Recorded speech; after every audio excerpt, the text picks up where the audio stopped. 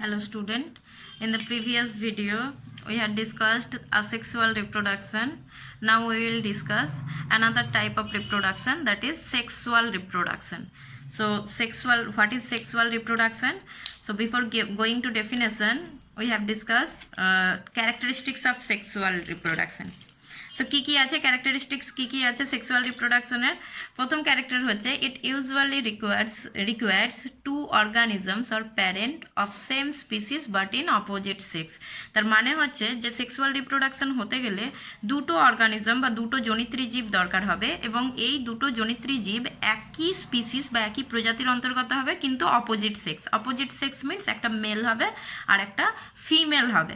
So যদি আমরা asexual রিপ্রোডাকশনের সঙ্গে এই ক্যারেক্টারটাকে কম্পেয়ার করি তাহলে আসেক্সুয়াল রিপ্রোডাকশনের ক্ষেত্রে আমরা দেখেছিলাম যেখানে অনলি ওয়ান প্যারেন্ট রিকোয়ার হচ্ছিল, অর্থাৎ আসেক্সুয়াল রিপ্রোডাকশন ইউনিপ্যারেন্টাল ছিল, অ্যান্ড এখানে দুটো অর্গানিজম রিকোয়ার হয়, সেই জন্য এইটা হচ্ছে by parental.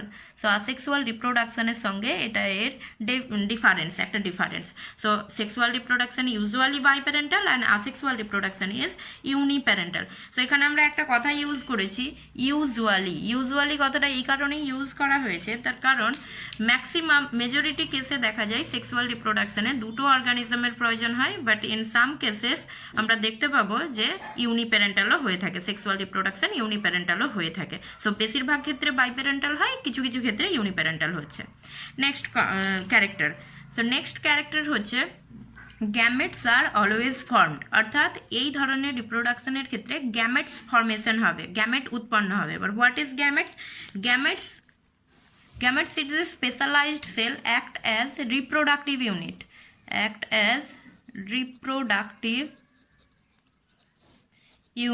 Of sexual reproduction, অর্থাৎ সেক্সুয়াল রিপ্রোডাকশনের রিপ্রোডাক্টিভ ইউনিট হিসাবে যেটা কাজ করে সেটা হচ্ছে গ্যামেটস। এবং গ্যামেটসের স্পেশাল ক্যারেক্টার হচ্ছে it is haploid in nature, এটা হ্যাপ্লয়েড হবে, haploid in nature, gametes are haploid in nature.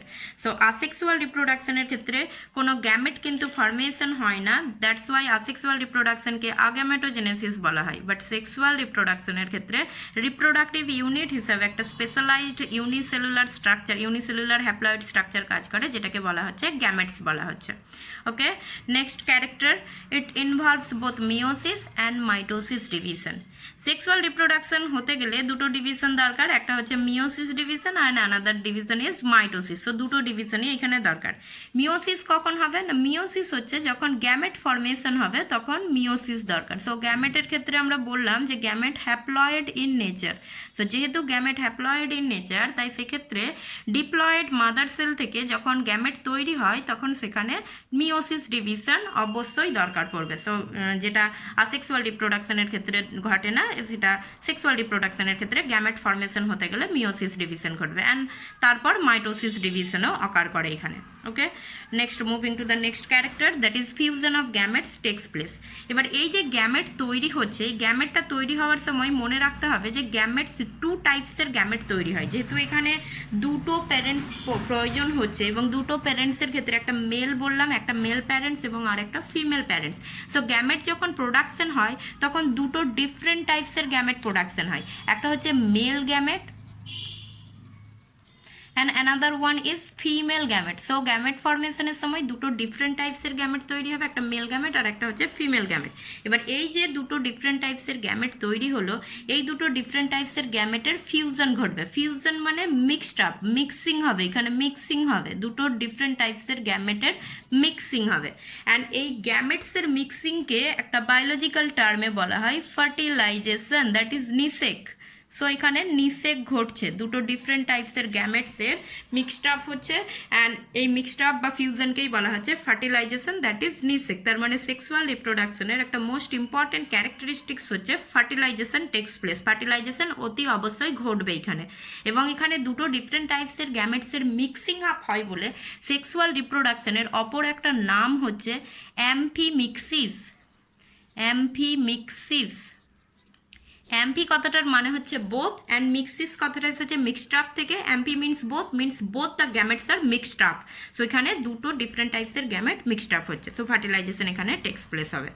Next character হচ্ছে offsprings are genetically different genetically different from parents.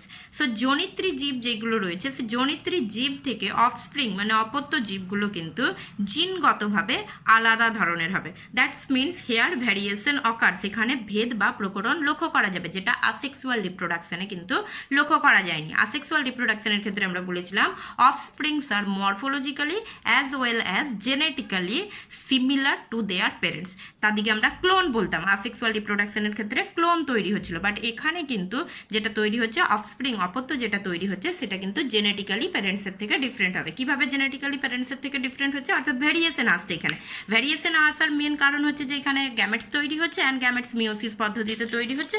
Meiosis হলে সেখানে জেনেটিক্যালি রিকম্বিনেশন ঘটবে।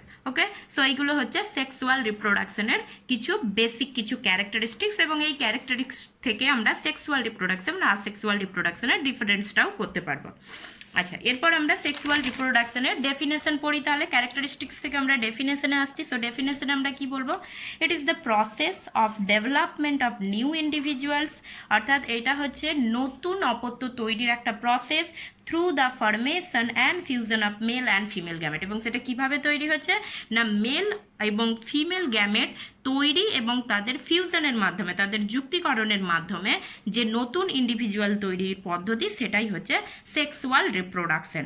ওকে, আচ্ছা, এবার আমরা সেক্সুয়াল রিপ্রোডাকশন হচ্ছে একটা কমপ্লিকেটেড প্রসেস এবং ইট ইনভলভস মেনি স্টেপস, অর্থাৎ এই টোটাল সেক্সুয়াল রিপ্রোডাকশন কমপ্লিট হতে অনেক স্টেপ লাগে। কিন্তু আমরা ইন জেনারেলি একটা ডিটেলসে যাওয়ার আগে ইন জেনারেলি একটা শর্ট করে বুঝবো যে সেক্সুয়াল রিপ্রোডাকশন কীভাবে হচ্ছে। ওকে, সো আমি এখানে একটা ডায়াগ্রাম দেখাচ্ছি, অ্যান্ড এই ডায়াগ্রামে এটা হচ্ছে বায়োলজিক্যাল, এই সিম্বল হচ্ছে মেল অর্গানিজমের, এটা মেল অর্গানিজম, অ্যান্ড এটা biological symbol of female organism. Female organism নেওয়া হয়েছে। সো এটা বাইপ্যারেন্টাল সেক্সুয়াল রিপ্রোডাকশন দেখানো হচ্ছে। সো দুটো অর্গানিজম, অপোজিট সেক্সের দুটো অর্গানিজম নেওয়া হয়েছে, একটা হচ্ছে মেল অর্গানিজম অ্যান্ড একটা হচ্ছে ফিমেল অর্গানিজম। অ্যান্ড সাপোজ আমরা এটা হিউম্যানের ক্ষেত্রে দেখাচ্ছি। সো হিউম্যানের ক্ষেত্রে 2n ইকুয়াল টু ক্রোমোজোম সংখ্যা আমরা জানি 46। সো মেলের ক্ষেত্রেও 46 ক্রোমোজোম রয়েছে অ্যান্ড ফিমেলের ক্ষেত্রেও এখানে 46 ক্রোমোজোম রয়েছে। অ্যান্ড এবার এই মেল অর্গানিজমের ক্ষেত্রে কি হচ্ছে, gamete formation. Male organism female অর্গানিজমের ক্ষেত্রে পৃথকভাবে গ্যামেট ফর্মেশন হচ্ছে, অ্যান্ড গ্যামেট ফর্মেশনের সময় কি হবে, মিওসিস ডিভিশন ঘটবে। সো এখানেও মিওসিস ডিভিশন ঘটবে, এখানেও মিওসিস ডিভিশন ঘটবে। সো এখানেও মিওসিস ডিভিশন ঘটবে গ্যামেট ফর্মেশনের সময় মেল অর্গানিজমের মধ্যে, অ্যান্ড এখানেও মিওসিস ডিভিশন ঘটবে। অ্যান্ড মিওসিস ডিভিশন ঘটলে 2n কি হবে, 2n ডিপ্লয়েড সেলের মধ্যে মিওসিস ডিভিশন ঘটলে সেখানে হ্যাপ্লয়েড সেল তৈরি হবে, অ্যান্ড এখানে হ্যাপ্লয়েড তৈরি হচ্ছে। সো 2n ইকুয়াল টু যদি 46 হয় তাহলে এখানে haploid n equal to 23। So male gamete তৈরি হলো যেটা 23 ক্রোমোজোম থাকবে, অ্যান্ড ফিমেল গ্যামেট তৈরি হলো যেখানেও 23 ক্রোমোজোম তৈরি হবে। এরপর নেক্সট স্টেপে যাচ্ছে, অর্থাৎ গ্যামেট ফর্মেশন হয়ে গেছে, এরপর ফিউশন অফ গ্যামেট হবে, অর্থাৎ এই মেল গ্যামেট এবং ফিমেল গ্যামেট একত্রিত হবে বা মিলিত হবে। অ্যান্ড এই মিলনটাকেই বলা হচ্ছে ফার্টিলাইজেশন বা নিষেক বলা হচ্ছে। সো মেল গ্যামেটের 23টা ক্রোমোজোম এবং ফিমেল গ্যামেটের 23টা ক্রোমোজোম এলো, কম্বাইন হয়ে কি হলো 46। So n plus n combine হয়ে কি হলো 2n ইকুয়াল টু 46। অ্যান্ড এই দুটো গ্যামেটের মিলনের ফলে যে সেলটা তৈরি হবে এই সেলটাকে বলবো আমরা zygote. So first cell sexual রিপ্রোডাকশনের ফলে দুটো গ্যামেটের ফিউশনের ফলে যে সেলটা তৈরি হয় সেই সেলটাই হচ্ছে zygote. Zygote is a unicellular structure যেটা হচ্ছে formed through the fusion of male and female gamete. and এখানে 46 জাইগোট, এখানে 46 জাইগোট তৈরি হলো, অ্যান্ড এরপর এই জাইগোটের মধ্যে এটা ইউনিসেলুলার স্ট্রাকচার, এই ইউনিসেলুলার স্ট্রাকচারের মধ্যে মাইটোসিস পদ্ধতিতে সেল ডিভিশন হবে, অ্যান্ড সেল ডিভিশন হওয়ার পর মাল্টি সেলুলার অফস্প্রিং তৈরি হবে। সো এটা ইন জেনারেল একটা সেক্সুয়াল রিপ্রোডাকশনের একটা প্রসেস। অ্যান্ড এইখানে এরপর আমরা ডিটেলস যখন পড়বো তখন প্রত্যেকটা স্টেপকে আবার ডিটেলসে আমরা আলোচনা করবো। সো এটা হচ্ছে ইন জেনারেল একটা সেক্সুয়াল রিপ্রোডাকশনের প্রসেস। আর নেক্সট আমরা পড়বো যেটা সেটা হচ্ছে advantage of sexual reproduction. So why sexual reproduction is required. Already asexual reproduction যখন প্রেজেন্ট ছিল তখন সেক্সুয়াল রিপ্রোডাকশনের কি দরকার পড়লো। সো সেক্সুয়াল রিপ্রোডাকশনের দরকার হচ্ছে এটা যে আসেক্সুয়াল রিপ্রোডাকশন পড়তে গিয়ে আমরা প্রথমেই বলেছিলাম ইট ইজ ইউনিপ্যারেন্টাল, অ্যান্ড আরেকটা কথা বলা হয়েছিল যে আসেক্সুয়াল রিপ্রোডাকশনের নো ভ্যারিয়েশন অকার, কোনো ভ্যারিয়েশন কিন্তু দরকার মানে উৎপন্ন হচ্ছিল না অপত্যদের মধ্যে, but variation is extremely necessary for the survival of the offspring. অফস্প্রিংয়ের বেঁচে থাকার জন্য ভ্যারিয়েশন কিন্তু খুব দরকার। কেন? তার কারণ হচ্ছে variation is nothing but a change, অর্থাৎ ভ্যারিয়েশন হচ্ছে কিছু পরিবর্তন, অ্যান্ড এই চেঞ্জেসটা this changes These changes help organism to survive in the unfavorable condition, অর্থাৎ এই ধরনের যে চেঞ্জেসগুলো অর্গানিজমের মধ্যে ঘটছে, অর্থাৎ ভেরিয়েশন ঘটছে, এই ভেরিয়েশনটাই পরিবর্তিত পরিবেশে জীবকে বেঁচে থাকার ক্ষমতা দান করে থাকে। অ্যান্ড সেই ভেরিয়েশনটা আসেক্সুয়াল রিপ্রোডাকশনে অ্যাবসেন্ট ছিল, অ্যান্ড সেটাই সেক্সুয়াল রিপ্রোডাকশন দিচ্ছে অর্গানিজমের মধ্যে, and that's why sexual reproduction is very very important. So এখানে ফার্স্ট অ্যাডভান্টেজ আমরা যেটা পড়বো সেক্সুয়াল রিপ্রোডাকশনে, সেটা অবশ্যই ভ্যারিয়েশন অকার্স হচ্ছে। অ্যান্ড ভ্যারিয়েশন কীভাবে অকার্স করছে সেটা আমরা দেখাচ্ছিলাম। সো এখানে দুটো গ্যামেটস আসছে, মেল অর্গানিজম থেকে একটা গ্যামেটস আসছে, অ্যান্ড ফিমেল অর্গানিজম থেকে একটা ফিমেল গ্যামেট আসছে। অ্যান্ড গ্যামেট হওয়ার সময়, গ্যামেট ফর্মেশন হওয়ার সময়, যে গ্যামেট ফর্মেশন কার মাধ্যমে হচ্ছে?